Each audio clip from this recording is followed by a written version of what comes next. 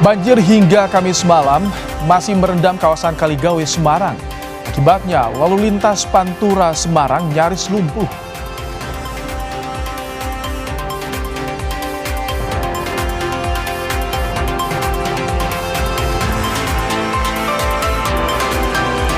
Maraknya kasus online scamming, Kementerian Perlindungan Pekerja Migran Indonesia mengungkap bahwa ada 5 penerbangan ke Kamboja dalam 1 minggu. Padahal Kamboja bukanlah salah satu negara tujuan wisata.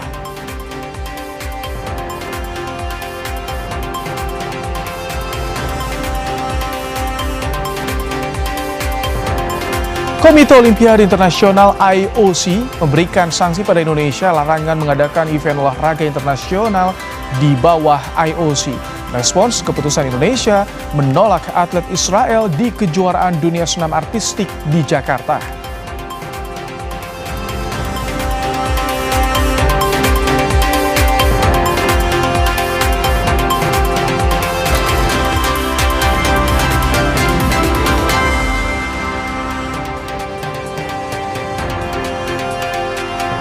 Halo, selamat malam saudara. Anda kembali menyaksikan program Kompas Malam bersama saya Rahmat Ibrahim. Selain 3 informasi tadi, kami juga masih memiliki informasi lainnya untuk menemani malam hari Anda. Langsung saja kita simak informasi pertama di Kompas Malam, saudara. Sebuah rumah terbakar di Kabupaten Cirebon, Jawa Barat pada Kamis sore. Pemilik rumah yang tak sempat menyelamatkan diri tewas akibat kebakaran tersebut. Kebakarannya besar sekali. Makasih kepala rumah. Ada orang nih, hendernya kemana? Hendernya nggak tahu.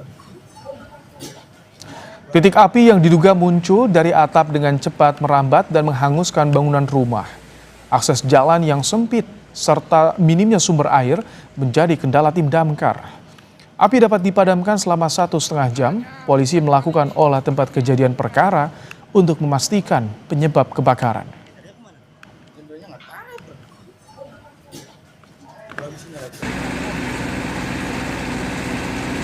Saat tiba di lokasi memang api sudah besar banget. Jadi kita melakukan pemadaman, memang kesusahan kita adalah sumber air. Dan jalan agak sempit masuk ke gang, akses jalannya ya. Ada korban 1 orang, laki-laki, inisial H, umur 44 tahun. Saudara, Pengadilan Negeri Jakarta Pusat menggelar sidang perdana Amar Zoni terkait kasus peredaran narkoba di Lapas Salemba secara daring. Sidang dilakukan secara daring sebab terdakwa berada di Lapas Nusa Kambangan. Selain Amar Zoni, 5 terdakwa lainnya yang berada di Lapas Nusa Kambangan juga dihadirkan secara online. Jaksa penuntut umum membacakan dakwaan terkait kasus narkotika yang melibatkan 6 warga binaan saat menjalani tahanan di Rutan Salemba, Jakarta Pusat. Soal sidang online, kuasa hukum Amar Zoni keberatan karena tidak bisa berkomunikasi aktif. Kuasa hukum meminta agar sidang berikutnya dilakukan secara luring atau offline. Nah, permintaan kita ya dikembalikanlah ke Cipinang atau menurut jaksa atau penetapan hakim yang bagusnya di mana. Yang penting dekat dengan persidangan, yang komunikasi. Kalau itu alasannya sebenarnya nggak bisa lah jadi alasan. Dulu teroris ditahan di Sekambangan loh. Habisnya sidang di Jakarta. Kenapa kok untuk Amar kok dipersulit untuk disidangkan dihadirkan sini? Saudara, seorang pegawai Satuan Pelayanan Pemenuhan Gizi atau SPPG di wilayah Bekasi Selatan diduga menjadi korban kekerasan oleh atasannya sendiri. Selain intimidasi fisik, korban juga mendapat pelecehan seksual. Aku nih, namanya Muhammad Kevin Pradana.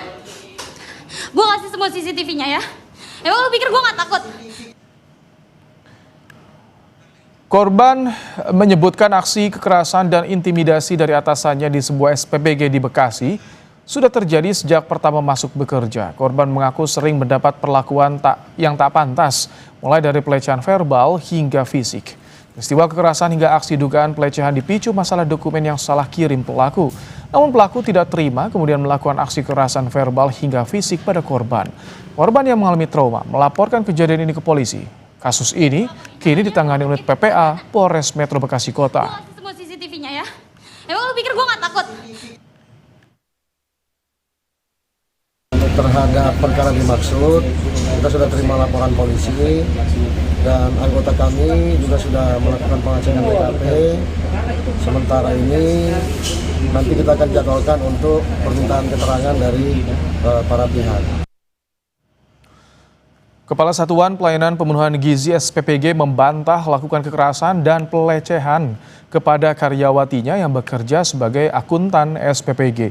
Ia menyebut dugaan tindakan pelecehan tidak benar. Saat itu ia sedang meminta maaf pada korban tidak melakukan kekerasan. Justru dirinya yang mendapat pukulan dari karyawatinya.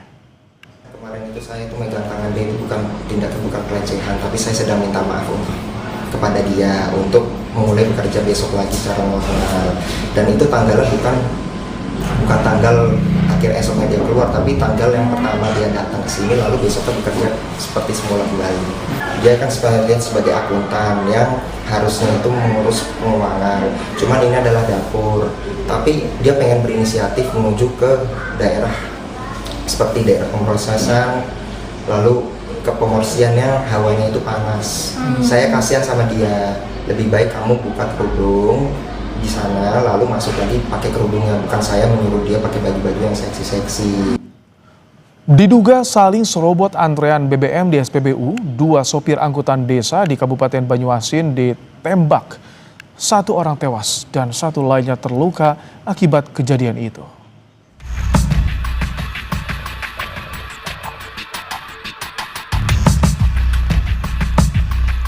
Keributan antar pengendara terjadi di SPBU Limau Sembawa, Kabupaten Banyuasin, Sumatera Selatan. Sempat dilerai warga, bentrok antar 2 sopir angkot desa dan 3 pengendara ini tak juga mereda. Mereka terlibat saling kejar hingga ke tepi jalan. Bahkan salah satu pengendara hingga melepaskan tembakan kedua sopir angkot desa. Akibatnya 1 orang tewas dan 1 lainnya mengalami luka serius. Keributan diduga dipicu saling serobot antrean BBM. Cuman harapan kami itu untuk pelaku nyawa dibalas nyawa. Itu 4. Jadi korban alami luka tembak ya. Tak sampai 24 jam polisi langsung meringkus 3 pelaku penembakan. Dari pelaku, polisi menyita barang bukti senjata api jenis pistol. Kami mengamankan 1 pucuk senjata jenis pistol. Adapun motif penembakan yaitu terjadi emosi karena cekcok akibat dari selisih paham terkait dengan antrian ketika mengisi BBM. Akibat perbuatannya, pelaku terancam pidana penjara seumur hidup atau hukuman mati. Tim Liputan Kompas TV Banyuasin, Sumatera Selatan. Seorang warga terpaksa dievakuasi menggunakan perahu karet ke rumah sakit untuk menjalani rawat jalan akibat banjir yang masih menggenangi daerah Grobogan. Petugas gabungan mengevakuasi warga yang sakit dari rumah yang terendam banjir ke tempat aman. Korban banjir yang sakit hendak menjalani pemeriksaan rutin di rumah sakit. Banjir terjadi di Desa Cingkrong akibat luapan air sungai pada Kamis pagi. Ketinggian banjir mencapai 75 cm. Tadi kebetulan ada permintaan dari warga lewat Bu Lurah Cingkrong untuk mengambil salah satu warga yang kebetulan ada jadwal untuk HD, hemodialise atau cuci darah di rumah sakit umum, dan kebetulan rumahnya itu terdampak banjir, aksesnya tidak bisa untuk diambil pakai motor atau mobil. Kemudian kita ambil bersama tim rekan-rekan dengan menggunakan perahu karet. Banjir hingga Kamis malam masih merendam kawasan Kaligawe, Semarang. Akibatnya lalu lintas Pantura Semarang masih tersendat. Lalu lintas nyaris lumpuh karena ketinggian air di sejumlah titik sekitar 30 hingga 60 cm. Sejumlah pengemudi truk nekat menerobos banjir, sementara kendaraan kecil memilih balik arah menghindari mogok di tengah jalan.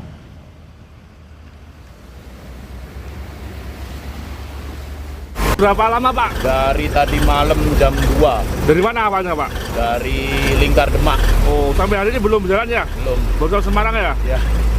Paling parah tadi di mana Mas banjirnya? Paling parah di Sayung.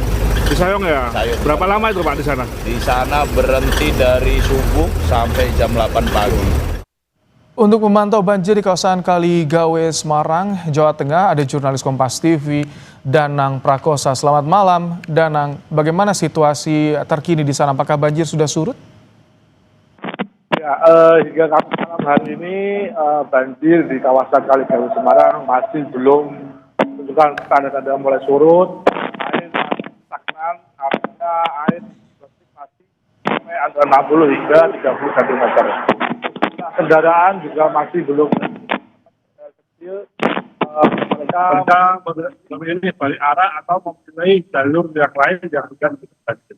Hingga malam ini sejumlah truk besar masih stuck atau tidak jalan sama sekali karena sejumlah titik macet total, terutama di ruas di pintu masuk tol Kaligawe hingga meluas hingga ke exit tol Bayangkari. Sementara untuk arah dari Parang ke Demak masih itu lengang dan terlihat sudah berjalan karena memang satu titik terutama di kawasan Perboyo yang saya di sini hingga ke Kaligawe masih terendam ketinggi yaitu antara 60 cm. Sejumlah hingga malam ini juga besar masih padat merayap. Kemacetan mencapai lebih dari 5 km, di mana dari titik Demak Sayung hingga di Perboyo ini truk besar masih berjalan lambat sekali. Tadi saya sempat mengomentari sebuah sopir truk, mereka bahkan dari Demak ke Semarang sudah melebihi 1 hari. Dari dini hari kemarin hingga malam ini masih tertahan di Kaligawe. Ya. Baik, Danang, nanti mikrofonnya bisa lebih didekatkan lagi ke mulut Anda. Jadi langkah yang dilakukan oleh pemerintah, karena ini masih ada potensi cuaca ekstrim dalam beberapa hari ke depan, Danang. Ya, dari Pemerintah Kota Semarang hingga malam hari ini juga terus mengoptimalkan sejumlah pompa, di mana dari Dinas PU Kota Semarang sudah menurunkan 4 pompa mobil dan 6 pompa portable dengan kapasitas 250 per detik. Meski demikian, kata intensitas hujan tadi malam juga sangat tinggi, air juga belum begitu signifikan untuk di pompa. Karena untuk pompa utama di waktu juga informasinya juga masih bisa belum dimaksimalkan karena belum bisa digunakan dalam tahap perbaikan. Tapi dari bantuan juga sudah terjunkan dari BPBS, Kepala Juwana juga sudah terjunkan untuk memompa titik banjir, terutama yang terparah adalah di kawasan Gedung Sari dan Kaligawe di panjang antara Kaligawe hingga Perboyo itu. Sekian. Baik, terima kasih Danang Prakosa untuk laporan Anda langsung dari kawasan Kaligawe, Semarang, Jawa Tengah. Saudara, Badan Meteorologi, Klimatologi, dan Geofisika memprediksi Jumat 24 Oktober wilayah Jakarta, Depok, dan Bogor akan diguyur hujan dengan intensitas ringan. Sedangkan wilayah Bekasi dan Tangerang diprediksi akan diguyur hujan dengan intensitas sedang hingga lebat.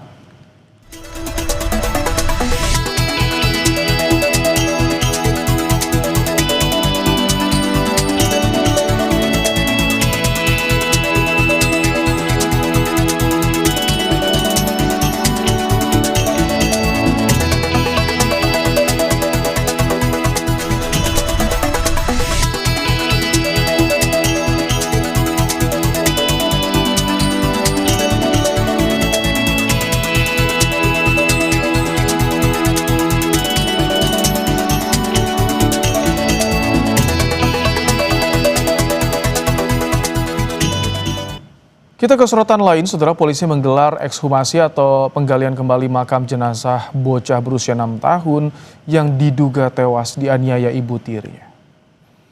Proses ekshumasi melibatkan tim kedokteran forensik Rumah Sakit Polri Kramat Jati dilakukan di TPU Kalanganyar Bojonggede, Kabupaten Bogor. Ekshumasi dilakukan polisi untuk mengungkap penyebab kematian korban. Kesimpulan sementara korban tewas akibat pendarahan di bagian kepala. Polisi juga menduga korban telah dianiaya tersangka lebih dari 1 kali.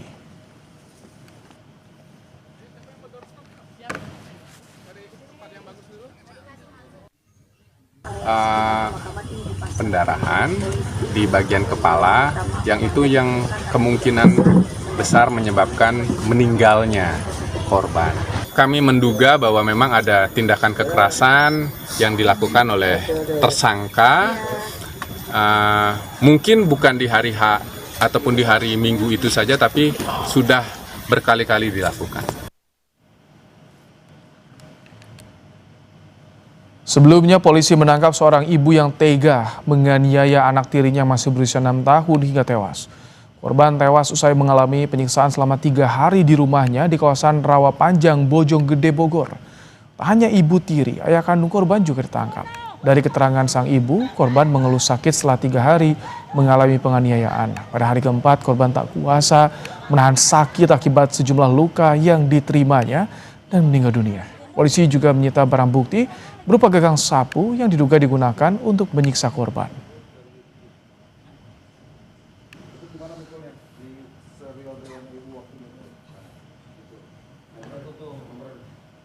Marak kasus online scamming, Kementerian Perlindungan Pekerja Migran Indonesia mengungkap bahwa ada 5 penerbangan ke Kamboja dalam 1 minggu. Padahal Kamboja bukanlah salah satu negara tujuan wisata.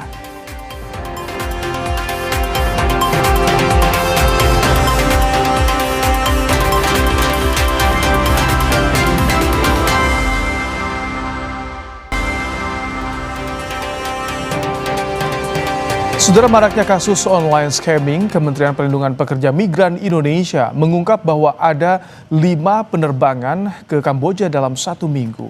Padahal Kamboja bukanlah salah satu negara tujuan wisata.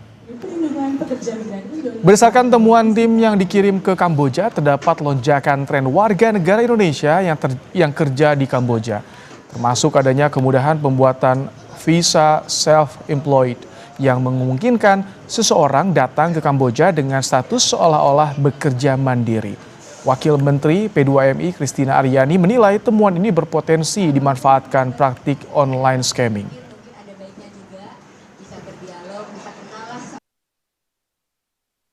Ternyata ada flight Indonesia Air Asia yang dalam 1 minggu itu bisa 4-5 penerbangan ke Kamboja, dan ternyata sampai 70% terisi. Nah ini kan kalau kita bilang oh mungkin mereka tur ke sana, kayaknya tidak ya, karena Kamboja itu kan bukan destinasi wisata seperti Bali gitu. Nah kenapa banyak sekali orang Indonesia yang pergi ke Kamboja sampai ada flight 4 kali. Nah ini temuan-temuan yang mungkin kita sebelumnya belum tahu ya Pak Menteri. Nah ini akan kita dalami. Ini adalah rekan-rekan kita dari Indonesia yang telah melarikan diri dari sebuah penyiksaan, dari sebuah company. 110 warga negara Indonesia yang bekerja di Kamboja terlibat kericuhan saat mencoba melarikan diri dari sebuah perusahaan online scamming berkedok bisnis digital di kota Kreitum, Provinsi Kandal pada 17 Oktober lalu. Kementerian P2MI melaporkan 97 dari 110 WNI melarikan diri dari perusahaan tersebut, sementara 13 lainnya berhasil dikeluarkan dari area kerja. Saat ini mereka berada di rumah detensi migrasi Phnom Penh untuk proses pendataan dan pemeriksaan sebelum dipulangkan ke Indonesia. Menteri Luar Negeri Sugiono menegaskan pendampingan WNI masih jadi prioritas. Namun, tak semua WNI yang jadi korban online scamming ingin kembali ke tanah air. Kita lihat nanti kebutuhannya seperti apa, apakah semuanya mau pulang atau tidak gitu kan. Karena ada juga yang kita pulangin ternyata tidak mau pulang kan, seperti itu. Kita lihat aja terus nanti, monitor. Masing-masing punya alasan. Direktur Eksekutif Migran Care Wahyu Susilo menilai kericuan itu sebagai bentuk ekspresi protes karena 110 WNI tidak dipekerjakan sesuai yang dijanjikan. Mereka yang dijanjikan bekerja di Malaysia justru dikirim ke Kamboja dan bekerja di perusahaan online scamming. Itu bisa dikonfirmasi karena kemudian ekspresi mereka ya melakukan perlawanan, melakukan protes seperti itu mereka merasa bahwa itu tidak sesuai dengan iming-iming yang dijanjikan. Jadi skema iming-iming mereka biasanya dipekerjakan di sektor teknologi digital atau sebagai customer service seperti itu, tapi nyatanya di sana mereka dipaksa untuk melakukan penipuan, melakukan scamming online. Anggota Komisi 1 DPR RI fraksi PKB Oleh Soleh meminta pemerintah bergerak memberikan literasi pengetahuan bagi yang ingin bekerja di luar negeri. Bagaimana pemberian paspor, pemberian visa juga ini dilakukan secara ketat. Ya. Jangan sampai paspor diobral gara-gara hanya dia sebagai pengangguran mencari pekerjaan ke luar negeri lalu ada rasa iba lalu dikasih.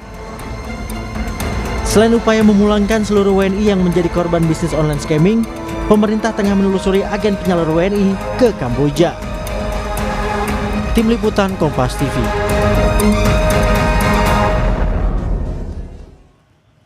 Kasus 110 WNI yang jadi korban bisnis online scam di Kamboja ini menjadi sorotan. Kita akan membahas bersama dengan anggota Komisi 1 DPR RI fraksi PKB Oleh Soleh. Selamat malam, Pak Oleh. Selamat malam, Mas. Pak Oleh, ini tentu menjadi sorotan ketika 110 WNI kabur bahkan ricuh ketika kaburnya pun. Kalau temuan dari Komisi 1 apa saja soal ini, Pak Oleh? Pada dasarnya kami sedang melakukan giat reses ya, sampai tanggal 3 November. Kami belum mendapatkan data secara otentik, secara komprehensif dari pemerintah melalui Kemenlu maupun melalui Badan P2MI ini kan. Nah, saya mungkin saja para pimpinan sudah mendapatkan data, akan tetapi kami sebagai anggota belum mendapatkan data yang aktual. Berapa orang sebenarnya yang sesungguhnya ada di Kamboja, berapa orang yang bermasalah, berapa orang juga yang melakukan kerusuhan-kerusuhan seperti yang diinformasikan melalui media, TV, koran maupun medsos ya seperti itu. Nah, kejadian ini tentu akan menjadi sebuah perhatian khusus, terutama bagi kami adalah soal diasporanya. Karena memang kalau soal ketenaga kerjaannya kan di komisi lain. Khusus diaspora, Komisi 1 bertanggung jawab untuk bagaimana mengawal pemerintah memberikan rasa aman bagi PMI-PMI yang di luar negeri. Nah, oleh sebab itu akan menjadi bahasan ke depan bagaimana tentu secara pribadi ya, saya secara pribadi saya akan mengusulkan untuk monitoring. Kalau hari ini kan monitoring dilakukan ke Arab Saudi. Monitoring tidak cukup ke Arab Saudi, tetapi harus diperluas. Diperluas kemana? Ke negara-negara bermasalah seperti Kamboja, Myanmar. Kamboja, Myanmar yang identik itu adalah negara-negara memproduksi scamming kan di sana. Pak Oleh, tapi itu sebetulnya sudah dinotis sejak lama oleh DPR karena kasus WNI di Kamboja kan banyak sekali video viral seperti di Skap, bahkan ada yang dianiaya juga, itu udah beberapa bulan yang lalu. Ini sudah dinotis oleh DPR sejauh-jauh hari.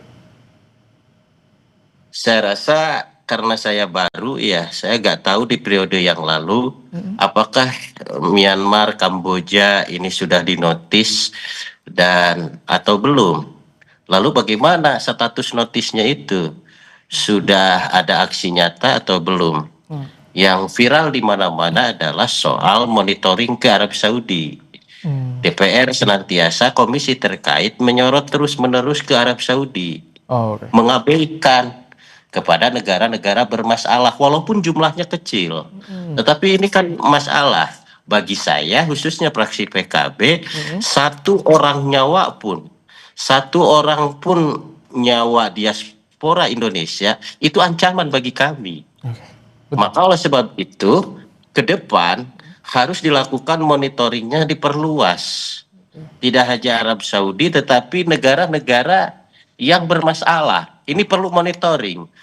Kenapa perlu monitoring dulu? Moratorium bukan monitoring, maaf. Baik. Artinya moratorium, hentikan dulu ya proses. Bukan monitoring, tapi moratorium. Maaf, salah saya. Stop ya pengiriman tenaga kerja ke sana ya, Kamboja dan juga Myanmar tadi. Moratorium ini harus diperluas. Tidak hanya Arab Saudi, tetapi negara-negara yang senantiasa tidak henti-hentinya melakukan sebuah, katakan quote and quote, adalah TPPO ya. TPPO. Karena ini klasifikasinya menurut saya jual beli orang, awal mula mengiming-imingi kerja, kemudian dengan gajinya besar, bahkan iming-imingnya semula ke Malaysia, lalu tahu-tahu dibawa ke Kamboja. Ini kan TPPO. Pak Oleh, kalau dengan temuan P2MI soal bahkan mencurigakan ada penerbangan 4-5 kali ke Kamboja padahal bukan destinasi wisata. Kalau pandangan Anda, ini dicurigai memang ada yang menggerakkan tidak sampai ada demand yang begitu banyak penerbangan ke Kamboja? Logikanya adalah tidak mungkin mereka akan mudah mendapatkan paspor, tidak mudah akan mendapatkan visa kalau tidak ada ordal. Ordal bisa dari dua negara, satu dari negara kita, kemudian kedua negara tujuan. Logikanya kan seperti itu. Kenapa mudah sekali membuat paspor, kenapa mudah sekali mendapatkan visa dengan invitation letter walking ataupun undangan bekerja. Undangan kerja, visa kerjanya yang nggak jelas. Semestinya ke depan Komisi 1 akan meminta ke Menlu. Kemudian juga ini kaitannya dengan Dirjen Imigrasi untuk berhati-hati dan memberikan ketegasan. Jangan terlalu diobral. Maka notis pembuatan paspor harus ada negara-negara tertentu, termasuk nih di Kamboja. Kalau tidak dinotis ini Kamboja, kemudian terus diobral, maka tidak heran kalau kursi pesawat itu tiap hari penuh. Iya, sampai 70% Pak Oleh. Ini menurut Anda kendala selama ini yang Anda lihat, Anda rasakan kendala ketika untuk bisa menertibkan para pekerja migran ke daerah yang rentan TPPO itu apa sih, termasuk soal Kamboja ini? Sebenarnya tidak ada kendala, hanya satu, soal kemauan. Will, kemauan, mau gak melindungi WNI kita. Kalau memang mau melindungi kita, otomatis moratorium akan dilakukan, pengetatan visa akan dilakukan, pengetatan pembuatan paspor juga akan dilakukan. Kan seperti itu, Pak. Nah, karena will-nya kurang, maka terjadilah, dalam bahasa lain saya minta maaf, tidak menyinggung kementerian, tidak, terlalu diobral paspor kepada WNI yang nggak jelas mau kemana dia. Oleh sebab itu persyaratannya harus diperketat.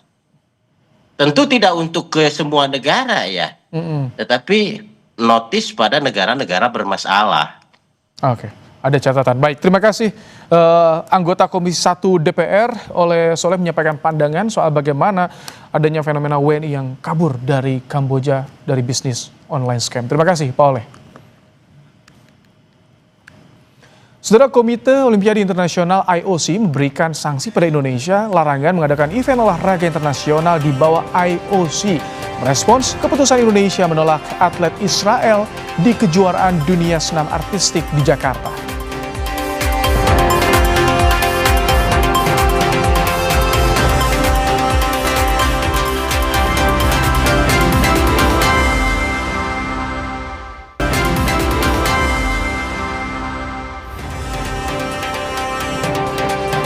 Saudara, Komite Olimpiade Internasional IOC memberikan sanksi pada Indonesia larangan mengadakan event olahraga internasional di bawah IOC. Larangan ini dikeluarkan merespons keputusan Indonesia menolak atlet Israel di kejuaraan dunia senam artistik di Jakarta. Mimpi Indonesia jadi tuan rumah ajang olahraga besar termasuk Olimpiade sirna. Dewan Eksekutif Komite Olimpiade Internasional mengambil sikap atas sikap Indonesia membatalkan visa atlet Israel tampil di kejuaraan dunia senam artistik di Jakarta. Dampaknya, Indonesia dilarang menggelar ajang olahraga internasional di bawah IOC. Dalam keterangannya, IOC menyatakan akan menghentikan seluruh bentuk dialog dengan Komite Olimpiade Indonesia terkait penyelenggaraan Olimpiade maupun konferensi di masa mendatang. IOC juga merekomendasikan pada semua federasi internasional untuk tidak menyelenggarakan acara atau pertemuan olahraga internasional apapun di Indonesia. Permintaan ini berlaku hingga Indonesia memberikan jaminan akses bagi semua peserta tanpa memandang kewarganegaraan. Merespons keputusan Komite Olimpiade Internasional, Menteri Pemuda dan Olahraga Erick Thohir menyatakan pemerintahan Indonesia memiliki alasan dan dasar yang kuat menolak kedatangan delegasi Israel pada kejuaraan dunia gimnastik di Jakarta. Erick bilang, langkah ini sesuai ketentuan peraturan perundang-undangan yang berlaku. Prinsip ini berdasarkan Undang-Undang Dasar 1945 yang menghormati keamanan dan ketertiban umum dan juga kewajiban pemerintah Indonesia untuk melaksanakan ketertiban dunia. Wakil Ketua Komisi 10 DPR Lalu Hadrian Irvani menegaskan, sikap Indonesia menolak delegasi Israel sudah tepat. Merespons soal sanksi IOC, Lalu Hadrian mendorong pemerintah memperkuat diplomatik dengan Federasi Olahraga Internasional. Saya sepakat dengan yang disampaikan oleh Menpora bahwa demi keamanan dan ketertiban umum, makanya pertimbangan itu menjadi salah satu dalam pengambilan kebijakan dan keputusan. Kami juga menyampaikan kepada pemerintah bahwa untuk memperkuat terus diplomasi dengan federasi-federasi olahraga internasional. Analis olahraga Anton Sanjoyo menilai keputusan IOC hanya menyebabkan kerugian bagi Indonesia yang tidak bisa menggelar event olahraga internasional di bawah bendera IOC. Namun larangan itu tidak berlaku bagi atlet. Bung Joy minta Indonesia datang ke IOC untuk menjalin komunikasi. Jadi ya kerugiannya adalah Indonesia tidak bisa membuat event yang bisa mengharumkan nama Indonesia di bawah bendera IOC, itu saja. Tapi atletnya sih bisa ikut di mana saja. Jadi kalau Indonesia masih mau ikut dalam lobby-lobby, masih ikut dalam event-event internasional di bawah IOC, ya datanglah berdiskusi dengan mereka, karena itu menunjukkan hormat kita kepada IOC, dan IOC juga kan sebetulnya sudah menolak sebetulnya juga permintaan dari Israel untuk membatalkan event di Indonesia. Itu juga ditolak bukan saja oleh CAS tapi juga oleh IOC. Dengan sanksi dari IOC, berdampak pada salah satu agenda penting yang terancam batal digelar di Indonesia, Olimpiade 2036. Di Olimpiade 2036, Indonesia berambisi menjadi tuan rumah.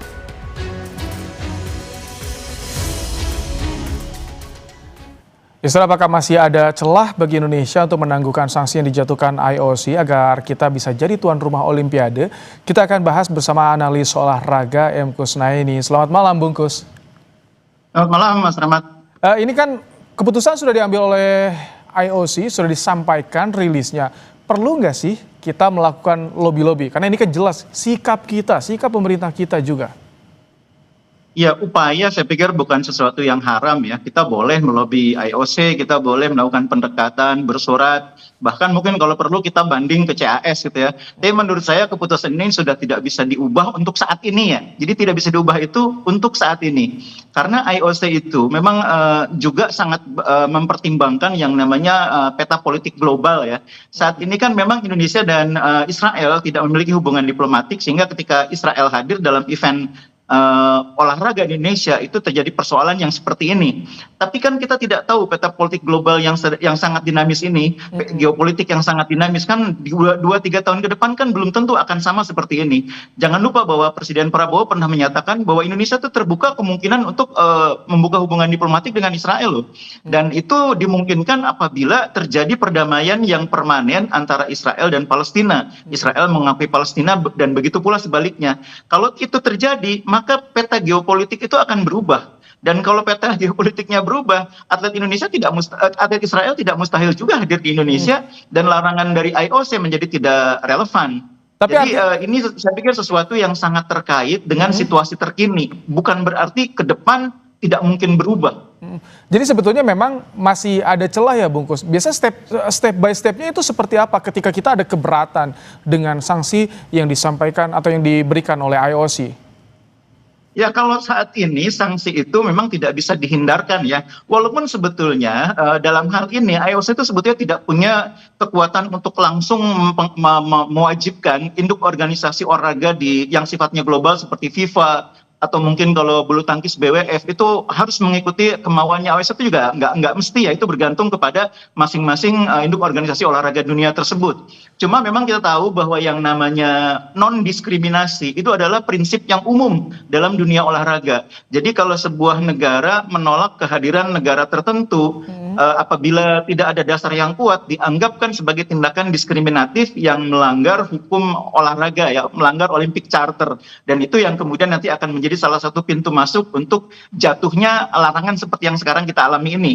Tapi sekali lagi juga bukan merupakan hal yang terlalu membebani sebetulnya kalau misalkan Indonesia dilarang IOC menjadi tuan rumah event internasional berskala dunia di bawah IOC ya. Toh kita masih tetap bisa berpartisipasi di ajang seperti Asian Games, SEA Games, atau di ajang kejuaraan dunia yang tidak diadakan di Indonesia tetap bisa berjalan. Indonesia hanya diminta oleh IOC tidak menjadi tuan rumah untuk event-event internasional yang mungkin terkait dengan IOC. Yang tidak terkait dengan IOC tidak masalah. Jadi kalau atlet kita tak masalah ya, Bungkus, dengan sanksi ini mereka masih tetap bisa berprestasi juga ya? Tetap bisa berprestasi selama tidak bertanding di Indonesia tentunya ya. Misalnya kejuaraan dunia senam yang kemarin kan di Indonesia, nanti ke depan mungkin tidak boleh ada lagi sampai nanti terjadi perubahan peta geopolitik. Oke. Jadi situasinya masih sangat mungkin berubah bergantung pada perkembangan peta geopolitik. Oke, kalau komunikasi dengan federasi percabang olahraga itu sebaiknya bagaimana, Bungkus? Masing-masing induk organisasi itu memang akan memiliki independensi untuk membuat keputusan sendiri ya. Seperti sekarang ini kan gimnastik kan tetap mempercayakan Indonesia jadi tuan rumah walaupun tidak ada atlet Israel. Tapi IOC yang kemudian keberatan meminta induk organisasi yang lain untuk tidak memberi ruang bagi Indonesia sebagai tuan rumah. Kan di bawah kecas pun kan Indonesia tetap jadi tuan rumah. Jadi ini semua akan bergantung kepada pertimbangan masing-masing induk organisasi. Hanya saja seperti yang saya bilang tadi, prinsip non-diskriminasi itu prinsip yang berlaku umum di semua cabang olahraga. Dan itu yang akan menjadi pertimbangan induk-induk organisasi olahraga dunia untuk melihat masalahnya dari perspektif itu, non-diskriminasi. Karena Olympic Charter itu kan ada soal respect, soal friendship. Nah, non-diskriminasi itu di dalamnya bagian dari itu.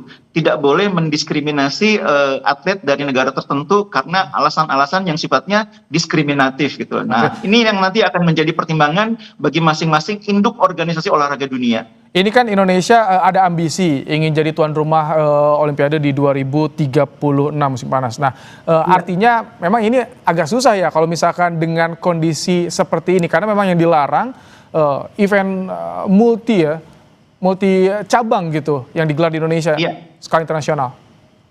Betul, dan saat ini kan prosesnya masih proses bidding ya, dan mungkin baru akan diputuskan sih biasanya sekitar 8 tahun sebelum eventnya berlangsung ya, karena biasanya emang rentang waktunya seperti itu. 2 olimpiade sebelumnya itu sudah ketahuan nanti siapa yang akan menjadi tuan rumah 2 olimpiade kemudian.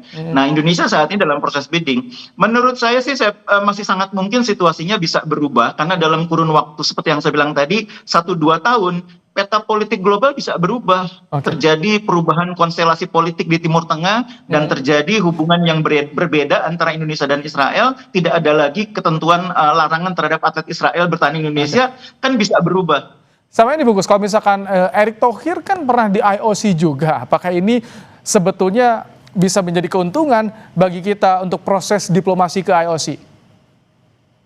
Lobby seperti yang saya bilang tadi dimungkinkan ya. Pak Erick dengan pengalamannya di IOC bisa melakukan pertemuan, pendekatan, tapi nilai-nilai yang saya bilang tadi non-diskriminasi itu adalah hal yang sangat sulit untuk dibantah, yang menjadi kekuatan IOC ketika membuat keputusan ini.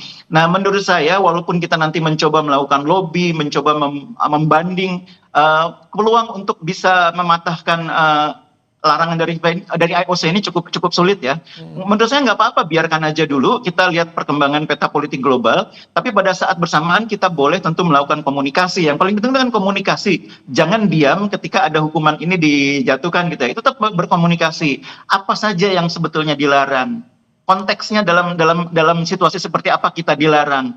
Semua harus didetilkan oleh Indonesia supaya nanti tidak terjadi kesalahan juga dalam menerapkan larangan ini ya. Baik. Saya sih optimis sebetulnya masih ada cabang-cabang yang mungkin tetap mempercayakan Indonesia menjadi tuan rumah ya. Misalnya seperti MotoGP di Mandalika tuh rasanya sih nggak akan terpengaruh itu, karena memang Israel juga kan nggak ada di situ gitu ya kebetulan ya. Jadi memang tidak otomatis semua cabang akan menerapkan larangan dari IOC itu terhadap Indonesia. Baik, terima kasih Bungkus untuk pandangannya di program Kompas Malam hari ini. Saudara, polisi terus menyelidiki penyebab kematian mahasiswa Universitas Udayana Timothy Anugrah Saputra. Ponsel milik korban yang sempat disimpan keluarga kini dalam pemeriksaan polisi.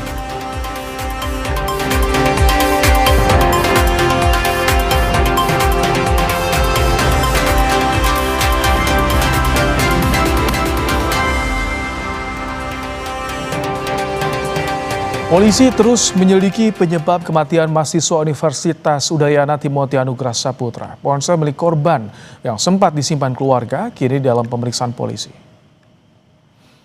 Kabid Humas Polda Bali Kombes Arya Sandi bilang saat ini penyidik telah mendapatkan ponsel milik korban. Ponsel tersebut kini dalam pemeriksaan scientific crime. Selain ponsel, polisi juga memintai keterangan teman dekat korban guna menggali informasi lebih dalam terkait korban.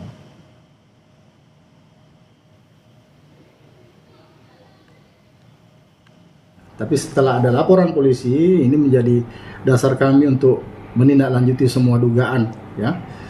Akhirnya dari pihak keluarga menyerahkan handphone ini. Ini yang sementara kita dalami. Gitu. Ini yang kita sementara dalami. Apakah mungkin ada tanda-tanda mengarah ke penyebab lain? Mahasiswa jurusan Sosiologi Universitas Udayana Timothy Anugrah Saputra ditemukan meninggal usai terjatuh dari lantai 4 gedung FISIP Universitas Udayana Denpasar pada 15 Oktober lalu. Hingga kini, penyebab kematian Timothy Anugrah masih diselidiki polisi.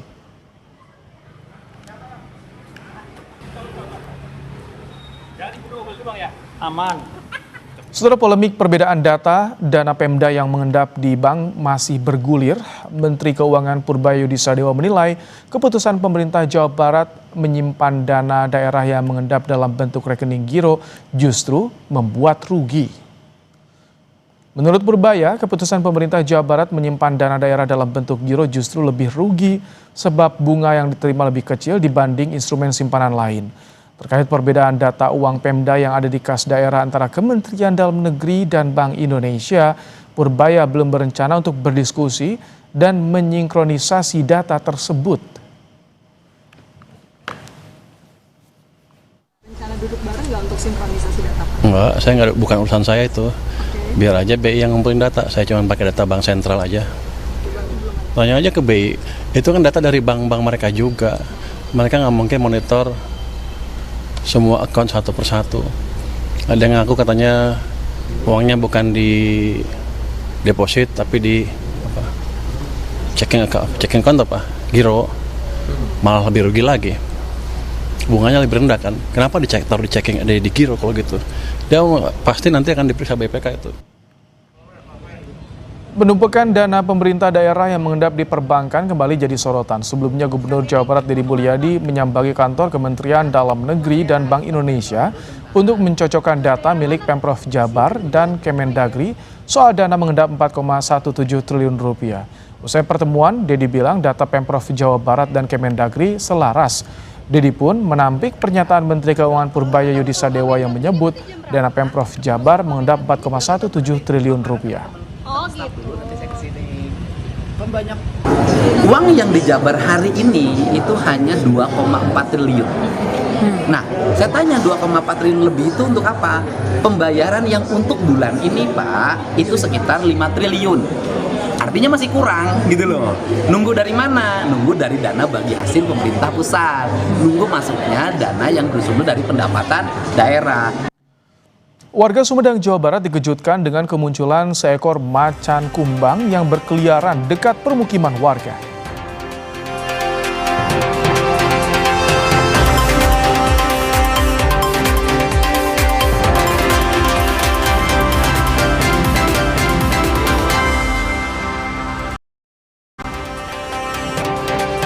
Saudara, warga Sumedang, Jawa Barat dikejutkan dengan kemunculan seekor macan kumbang yang berkeliaran di dekat permukiman warga.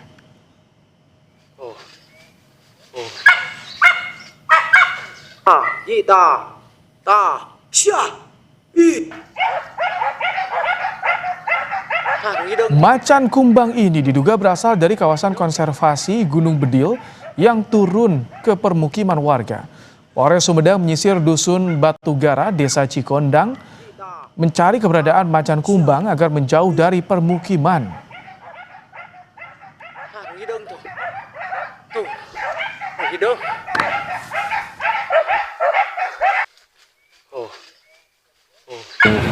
Hal tersebut kita Polres bekerjasama dengan Polsek dan juga instansi terkait dengan dinas terkait melakukan penyisiran atau patroli karena kita khawatir macan kumbang tersebut masih berada di area tersebut untuk mengusir macan kumbang tersebut agar menjauhi area pemukiman.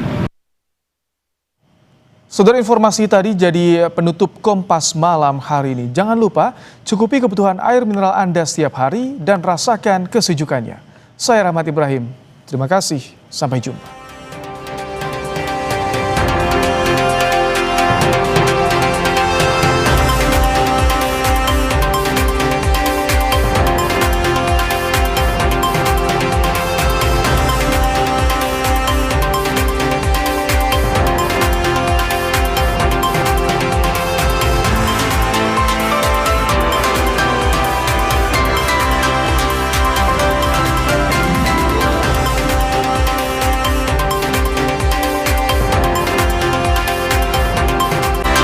Terima kasih Anda telah